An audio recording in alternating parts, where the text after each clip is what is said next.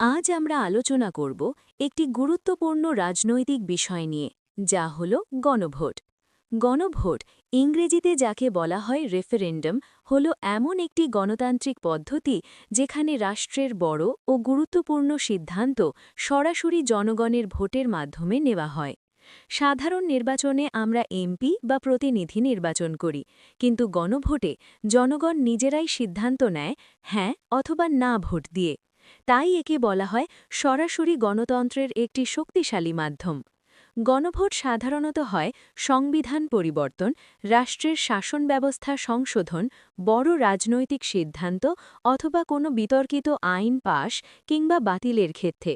কারণ এসব বিষয়ে শুধু সংসদের সিদ্ধান্ত যথেষ্ট নয়, জনগণের মতামত জানা অপরিহার্য হয়ে ওঠে।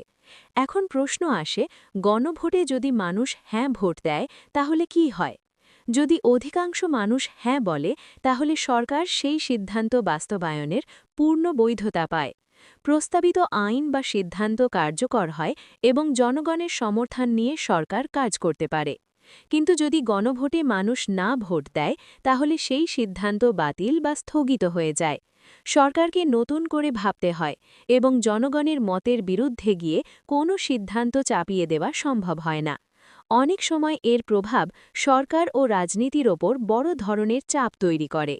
তাহলে প্রশ্ন, গণভোট কেন এত গুরুত্বপূর্ণ? কারণ এখানে জনগণের কণ্ঠস্বর সরাসরি প্রতিফলিত হয়।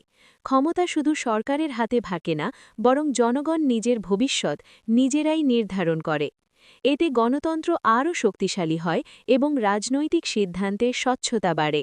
সবশেষে বলা যায়, গণভোট শুধু একটি ভোট নয়, এটি জনগণের অধিকার ও মত প্রকাশের সবচেয়ে শক্তিশালী মাধ্যম।